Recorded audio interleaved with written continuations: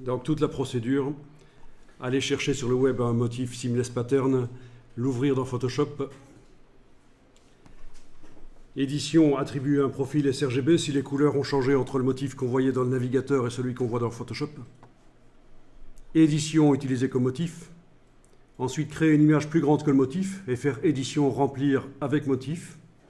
Évidemment, se renseigner sur la taille du motif seul afin de savoir quelle dimension donner à l'image qui contient le motif répété.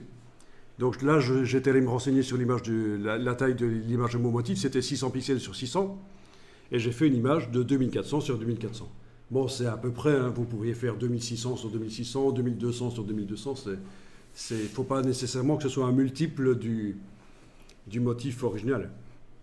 Activer le calque du premier motif dans le montage de la voiture, déplacer le nouveau motif dans l'image de la voiture, enlever les yeux en face des calques de réglage pour voir les vraies couleurs du motif.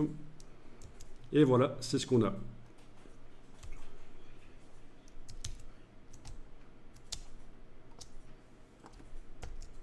Le nouveau motif qui est arrivé en sandwich, là déjà écrété.